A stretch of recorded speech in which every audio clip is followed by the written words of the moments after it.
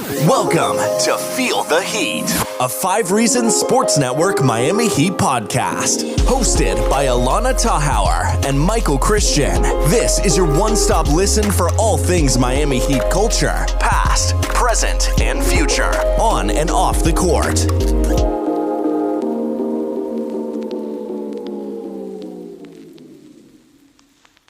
What's up, y'all? Welcome to episode 16 of Feel the Heat. I'm going to out myself. I am very cranky tonight, so we'll see what version of me you get. But Michael, how are you feeling? I'm feeling great, right? I have no fear of the deer. Of the deer? I'm all about the deer, right? Milwaukee. I have been a fan of Milwaukee this entire playoff series.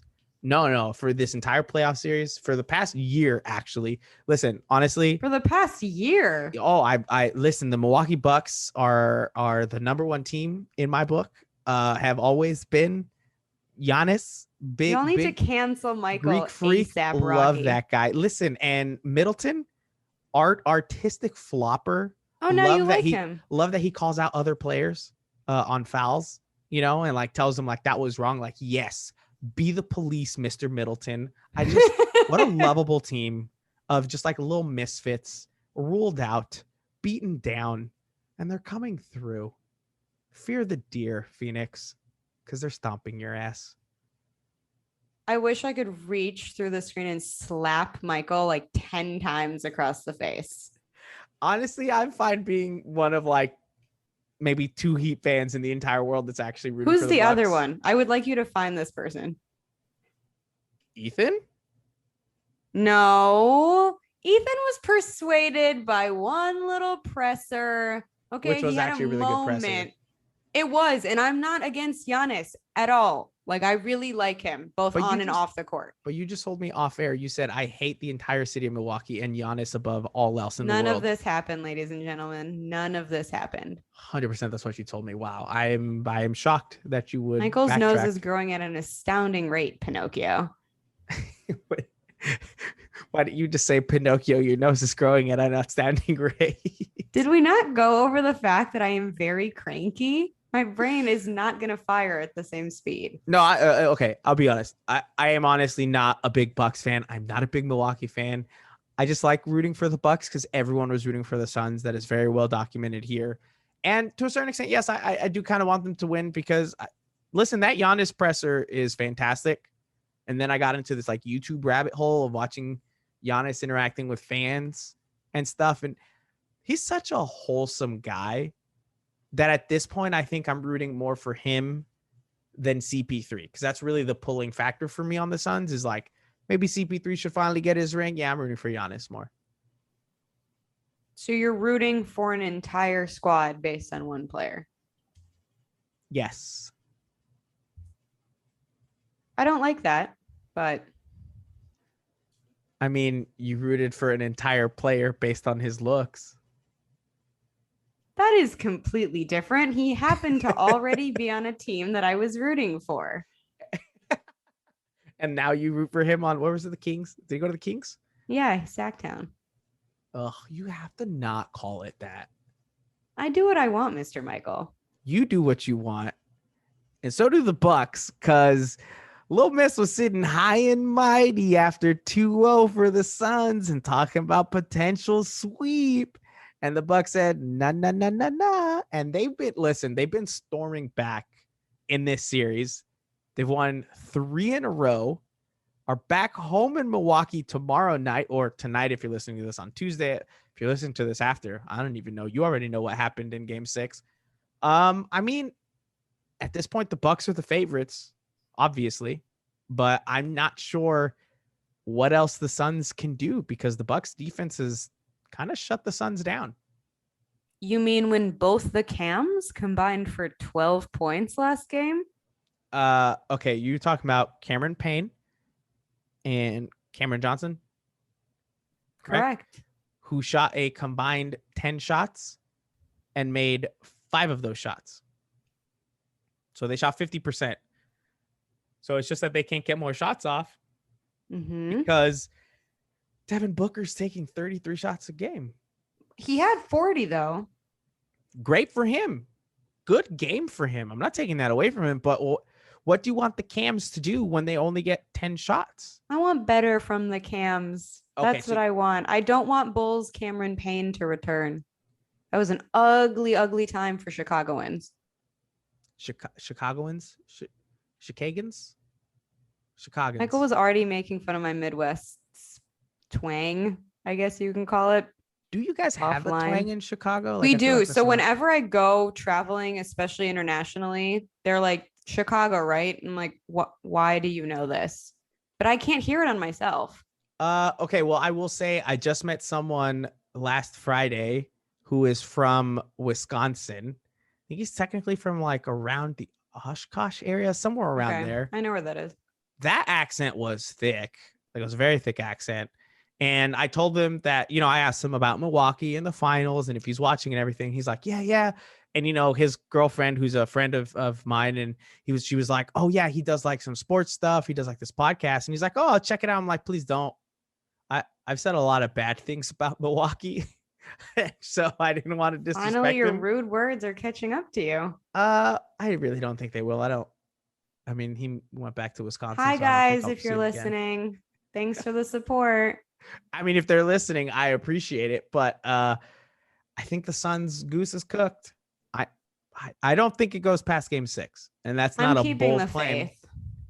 You're keeping I heard faith? A statistic. I don't know if this is spot on, and also like numbers are hard for me, but I think it was like 71% of teams that win game 5 go on to win the whole series. So I still have like a little bit of a shot. I mean, what's the percentage of teams that go up 2-0 in the finals? Isn't that in the 80s? I don't know. I think it is.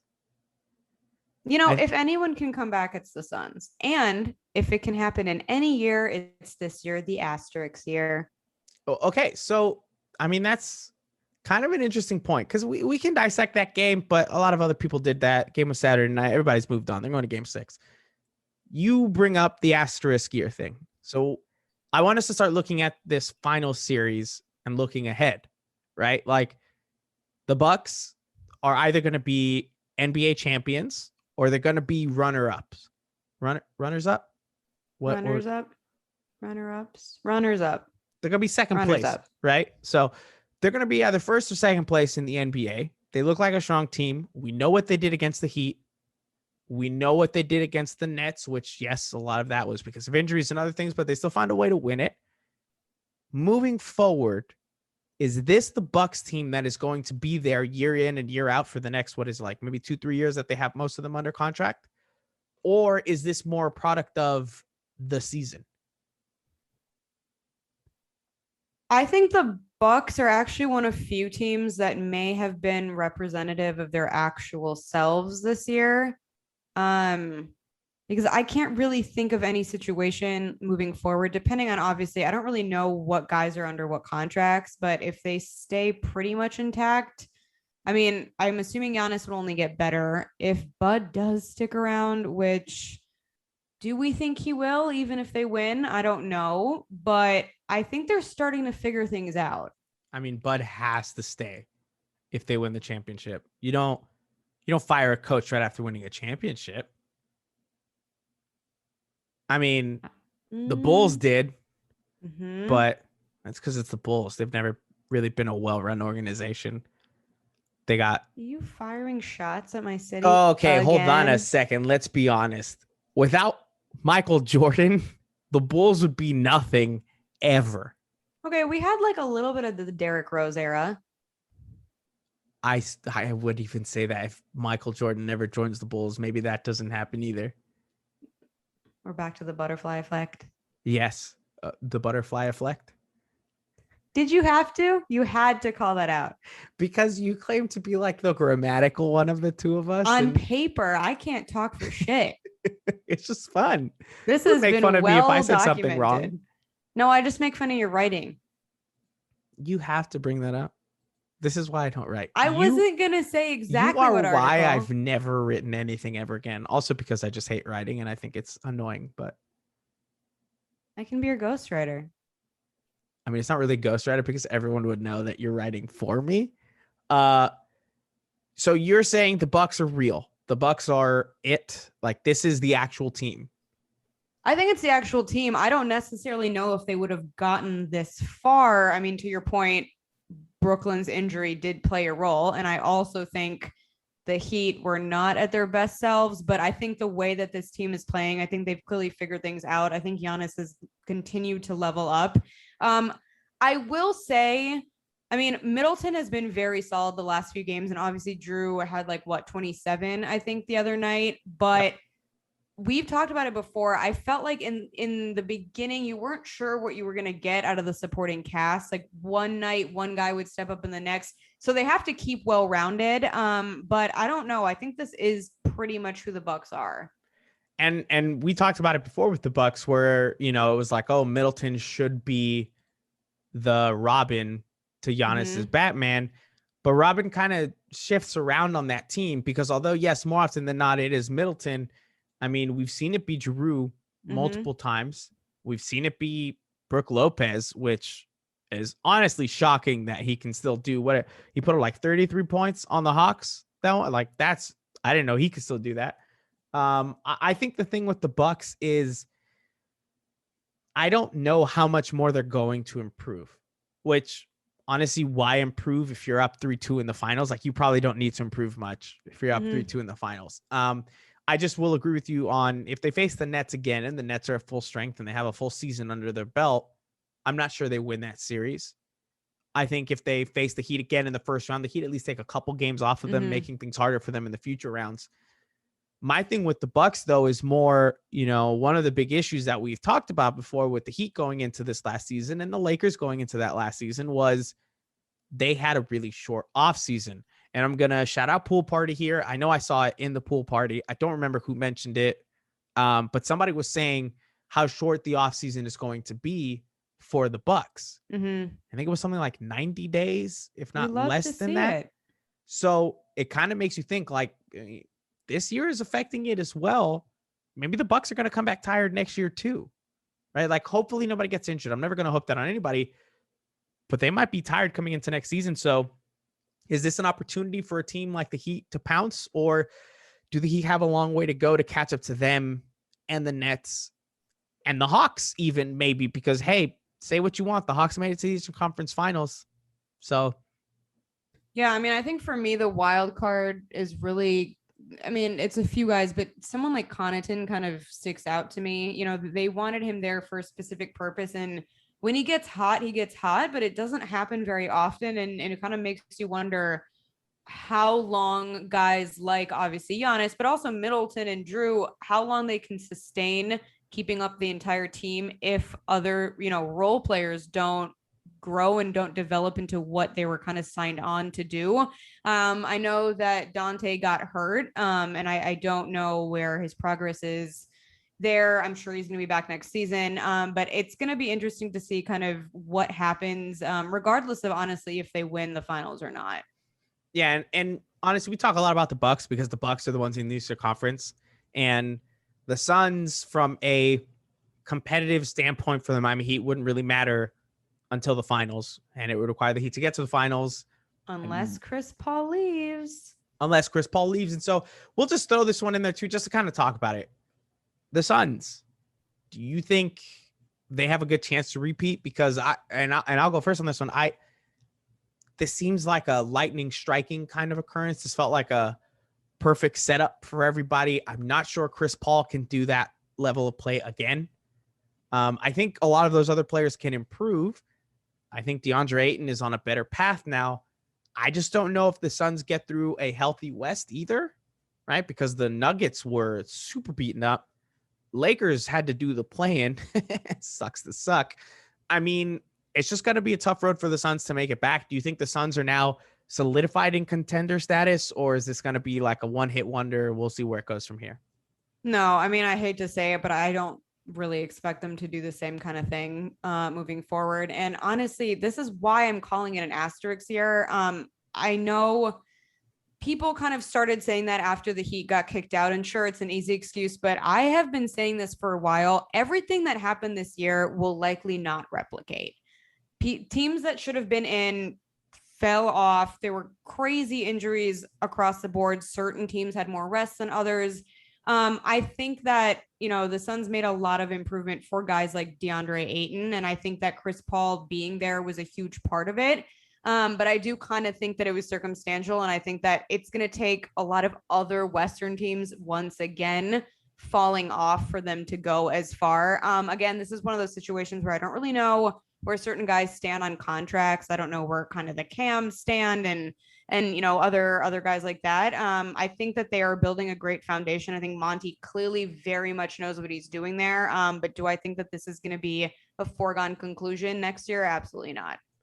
Yeah, and that's, it's tough to watch as a Suns fan, but as a Bucks fan, I don't care because we are on our way to that title. Has Michael ever been this insufferable? Yes or yes?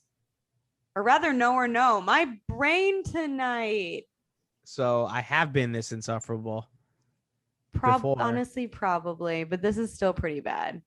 I mean, it is pretty bad, but once the series is over, I don't care. Like, congratulations to the Bucks. Honestly, them winning or losing these finals doesn't change the way I view them as contenders or opponents for the Miami Heat. I think they are what they are with the Heat, and I think, the team needs to improve and step it up to play against a team like Milwaukee. And Milwaukee showed, you got the better of us last year. We're not going to let that happen again. They went out and improved, and in a move that everybody said wasn't going to be good enough, right? Trading for Jrue Holiday, and everybody mocked it and said, the Bucks are locking themselves in. It's not working. I was one of them that was like, well, that's going to be tough to build around. And I don't really think that's a championship core. I mean, they're proving all of us wrong. At least this year. Listen, I think we have to give them the credit. And I understand that you're calling it an asterisk season. That's not how it's going to go down in the books. That's not how it went down for the Miami Heat. And at the end of the day, they're going to have a trophy, which is the Eastern Conference title trophy, and most likely an NBA Finals trophy. And they're not going to give them one with a giant asterisk hanging off the side. It's just going to be. When I look at it, that's what I'll see. I don't think you will look at it. I don't think anybody. You don't know what I do. You don't know my life, Michael. I just don't think 15, 20 years from now, people are going to look back on the Bucks winning a championship and say, oh yeah, that was the year that was really weird though and didn't really count. I don't think anyone's going to forget anything about these last, a year and a half to 2 years. So yeah, I don't know. I don't think I just don't care to dwell on it personally. The asterisk stuff. I'm like, move on, do the next season, do the best you can. Because at some point things are going to have to get back to it. Mm-hmm. Why not sooner rather than later? Why not indeed? I just think, what? Good on the finals. Congratulations to the fans. I think I saw something about this year's finals were watched more than last year's by, I think twice as many viewers or something like that. Who would rather tune into this matchup than last year's? I have no idea. And in my head too, I'm thinking no one could go anywhere last year either. Right. So why were you not watching the finals? But, it is what it is. But we will move on to Heat Twitter talk. Would you like to tee us off? I would. I'm just going to quickly touch upon the fact that Duncan his name was floating around there for a Team USA replacement. And unfortunately, he was not chosen. Instead, Keldon Johnson and JaVale McGee. Why and how do you feel? I think my boy Duncan deserves some respect. With a K. With a CKT, right? Yeah. Crazy way to spell respect. I think Duncan would have been a really good player on that team. I don't think they necessarily need more shooters. But they need JaVale McGee. I'll take this off of 5 on the floor. They need more spot up shooters, right? Because that's not what most of this team is. A lot of them are shoot off the dribble, create their own shot kind of guys. I think if you had a guy like Duncan Robinson in the corner, especially with an Olympic 3-point line, which again, I'm not sure, but I think is shorter. I think he could be a knockdown shooter. I think someone reached out to confirm that to me after our last pod, if memory serves. Okay. So I think you're right. Right. So it is shorter. And I think the ball is different too. The ball is definitely different. That's the only thing is the ball is different. So I know it seems really minimal, But a No, player it's like not, because you Duncan, get used to, yeah, absolutely. a player like Duncan who's so used to like that one routine with the same type of basketball every time, that's going to throw him off like crazy. So, I mean, that might be a part in it. I mean, am I sad that I'm not seeing any more, handoffs with this team? Not necessarily, because I'm kind of tired of handoffs, honestly. But I think he would have been a good addition. Keldon Johnson looks like he was fine, though. Keldon Johnson does look really good. I'm happy for him. I just very, very confused by a lot of things happening with Team USA so far. I'm just gonna say it. These Olympics are doomed. The fact that we're even having them, I understand it's all for financial reasons, but at the end of the day, I feel like they're gonna somehow end up losing more money because so many things are going to get canceled. I mean, I just feel like it's like 4 athletes a day at this point that test positive. So I'm not holding my breath that we're going to see all these games, but I think play starts the 25th, if I'm not mistaken. I mean, that's kind of what most of us said about this past NBA season. So most people said about the last NFL season. Everyone's like, there's no way they finish it. Right? Like the NFL, I was confident would maybe make it to week 6 and then have to shut it down. Eventually, you just kind of get a point where everybody's just so stubborn and just so willing to do it that they're like, screw it, run it up, just do what you got to do. The last I heard, though, Japan is having like protests against it. So it might be their own people that actually. Well, because Japan has been very like strict about this whole situation from the start. They were very strict about locking down, not letting people in, trying to handle things the right way. Even now, they're not very open. So having the Olympics doesn't make a lot of sense. But it just comes down to, I mean, do you just cancel the Olympics entirely and just try again in 2024? And I understand you're saying yes. And this is the one claim I will make. There are a lot of people that this was their last Olympics, or this was their first one, or maybe this is the only time they'll be there. And there's a lot of people who are in that boat and now can't go because they have tested positive. Absolutely. COVID. And I'm not saying it's responsible or not. I'm just saying from the competitive standpoint, right? So if I was an Olympic athlete, which my goodness, the amount of things I'd have to change in my life for that to happen. But if I was an Olympic athlete, right, and I felt like this was my one chance, like this was like my one time to go, that's a tough decision to weigh between that and COVID, which I understand COVID is a very serious thing.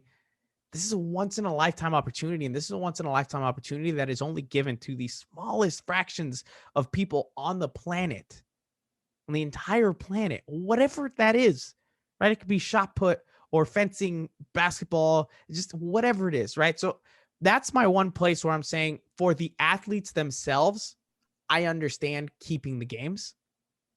It's for everyone else, right? For like the advertisers, for like all this stuff that I'm like, you probably don't need it. Maybe don't have people in the stands. Figure out another way to do it. But again, if this is my one chance to like set the world record or get a gold medal, that's wild. I would lose my mind if I ever won a gold medal at anything. Because I mean, at that point, you are the best in the world at that.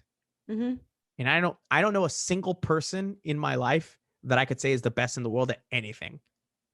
So I'm the best in the world at a lot of things, Michael. Oh, go ahead. Please teach all our listeners. No, one day you'll read about it in all the record books. Oh, these will be in record books? Correct. So they'll be measurable. Yes. Wow. Quantitative winning. Look at you. I mean, I call no shot, but Just wait and see. Total cap. Just total cap. I don't feel like you've necessarily used that in a really long time. And that used to be your go-to word. Like you dropped it probably 10 times an episode. Is it coming back? Okay. I go through phases. It depends on what I'm like when I watch Twitch streamers, whatever words they're using, which are the words that the kids are using, right? So I'm just trying to stay hip and with it. The fact that you just said hip kind of brought you back like 10 years. I'm trying to keep up with the youths, right? You got to keep up with the youths. I mean, one of us has to, because Lord knows it's not going to be you. Listen, I got carded the other day, okay? And I felt so good about it. You got carded? I did. Wow. Was it at one of those places that has a sign that says we card everybody? No, I just happen to like radiant and youthful. Below 21 youthful? Apparently. Wow, that person must have needed glasses. We can move on. Now, this was put out there, and this is one that I'll ask you about first because I feel like my answer is very obvious. Bam being virtually untouchable. Do you agree with that sentiment or not? You mean, do I agree that the organization feels that way, or do I agree that they should? Let's go with both of them. I knew you were going to say that.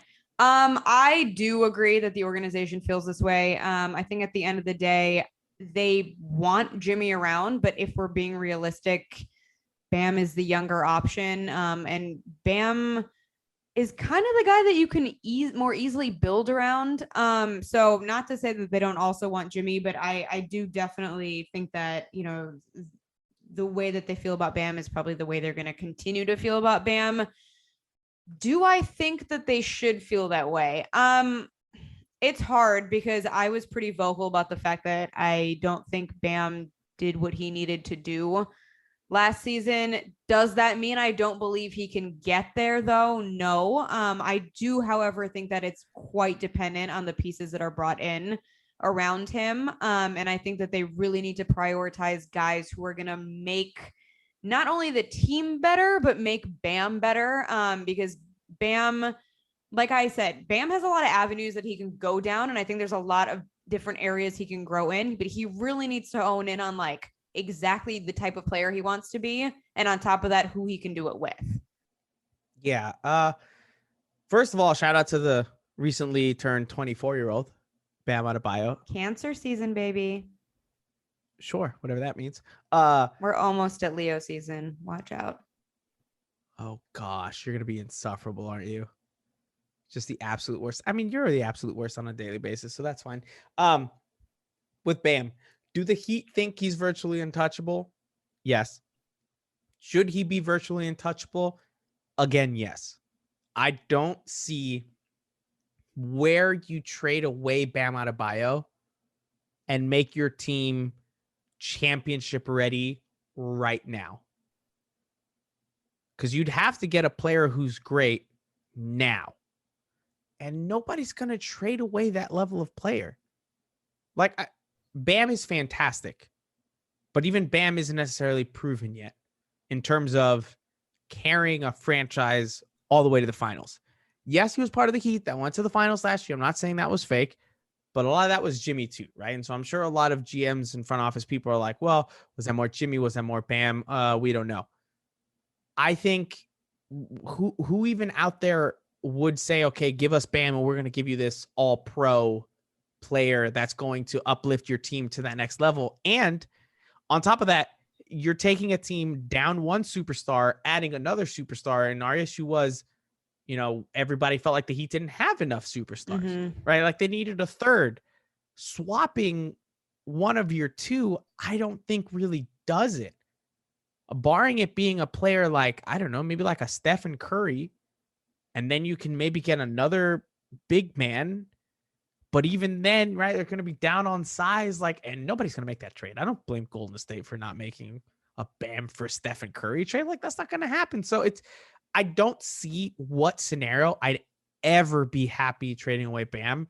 And on top of all of that, I just love the way Bam fits into Heat culture. I love his work ethic. I love the way he does things. He just feels like the kind of guy that I think can and should stay in this organization for the tenure of his career. And I think when all is said and done, his jersey will be hanging in the Miami Heat rafters. Oh, so you think he's going to stay here long term? I think he will, and I think he should. I mean, if next season he comes out and it's just an absolute stinker and he's terrible, I mean, I'm going to have to eat my words and step back and say, okay, maybe we need to rethink this. I just don't think that is the case with Bam. I do think Bam can be a superstar on a championship winning team. I just think you need to get the other pieces around him right. And I don't think as of right now, they have that. And I don't think trading him away gets us closer to that. We're actually on the same page. Gross. I know. I don't like it either. I But don't it's for the betterment of the Miami Heat, yes. in all fairness. And in all fairness, I'm sure, everybody in that front office was like kind of teetering around and thinking to themselves, like, what do we do about this Bam situation? Let's go listen to Feel the Heat, see what Allana and Michael think. And now everyone's like, okay, we're sure we're doing the right thing. Like, we're good. Riley just enjoyed himself so much when we had that glass of rosé that he was like, she was such a smart young woman. Let me see what she thinks. Is this you admitting to myself and everyone listening to this podcast that you do drugs? Is that what this is? Because that's what it feels like. No. Yes? No. Not unless you count Claritin on a nightly basis. Why do you take Claritin on a nightly basis? Pollen's a big thing here in Chi-Town. I don't think I've ever taken Claritin, actually.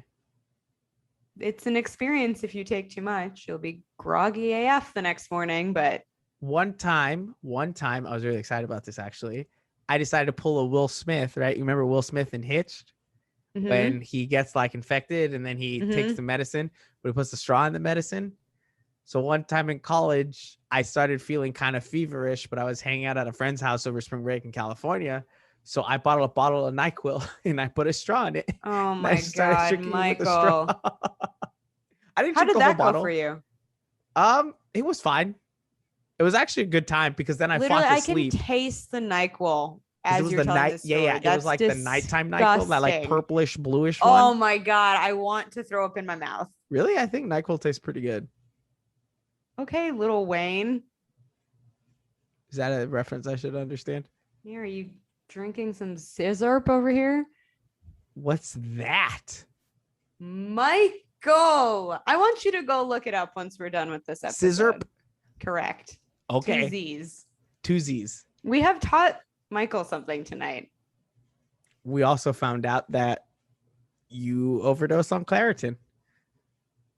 Overdose is strong. I have maybe forgotten that I've taken it once and then taken another. And then in the morning, I didn't really know what was going on, but it doesn't happen often. Although I will admit, sometimes I have to look in my trash can if it's like an hour later and I can't remember if I took it. And I'm like, is the wrapper in there? And then I have to look. I have a horrible memory. Is the rapper in the trash can Lil Wayne? I knew you were going to say that the second it came out of my mouth. Let's wrap this up by asking you, have you seen Space Jam 2? Niet. I have not seen it yet. What are you doing? I'm well, okay, chill. You haven't seen Fast 9, so what are you doing? But I saw Space Jam last night and it was monumental. Okay, wait a minute. I felt like a little kid again, and I remembered watching the first one, and I had this special edition collector's coin that came with the VHS, and I still have it at my dad's, and it was everything, like my entire childhood came back to me. It was wonderful. So you're saying it's on that level? Or the nostalgia just made you happy? No, the nostalgia just came. LeBron is a terrible actor, like probably top 5 worst actors I've ever seen in my life. Wow. It was bad. I mean, there were like, just, you'll see what I mean. But overall, I don't think Michael Jordan's performance was flawless either. No, but LeBron, the facial expressions, especially. Once he got turned into a cartoon, it was better. But real LeBron, but it was just, I think people are being too hard on it. Like, it's a kid's movie. Just enjoy it for what it's supposed to be. You know what I mean? And I'm excited to watch it. And I'll probably watch it before we record our next episode. So I'll give like my little like, whatever it is. But first off, fun fact. I was actually on the Warner Brothers lot over 4th of July weekend in California. So I saw the like big studios where they filmed Space Jam 2. And I also saw the parking lot where they took everything out and set up an entire basketball court, like inside of this like giant tent thing. Yep, I saw behind the scenes of that. Just so that LeBron could work out while filming the movie, which is pretty cool. That is cool. I wanted to take some time to kind of like give the props to the original Space Jam. Oh my God. For being a masterpiece. Just an amazing film, which I didn't remember it was so short. Yeah. It's like an hour and 20 minutes. I had the same reaction when I rewatched it. Like, what did I love about that movie? The original. The NBA players were all horrible actors. Like Barkley with his whole, like shrink scene. Oh my gosh, dude.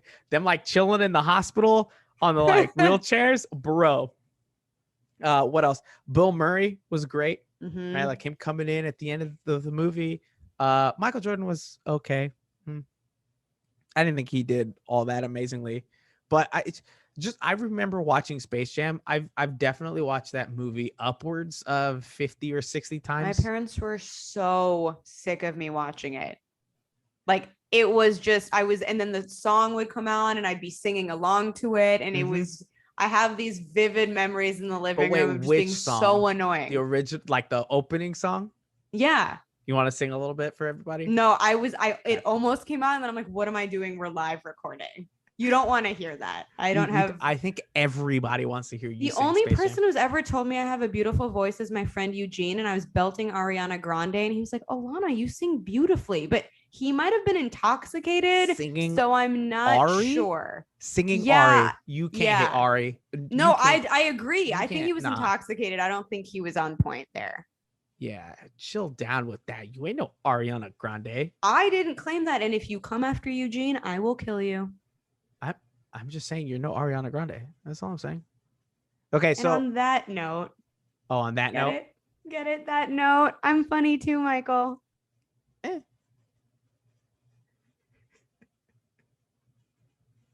we just gonna let the silence hang? You know what? I can easily edit out that silence, but I'm not going to. Like I'm just gonna leave it real over here. Thank you for listening. This episode was a little bit off the rails, but like I said, I'm a cranky monster.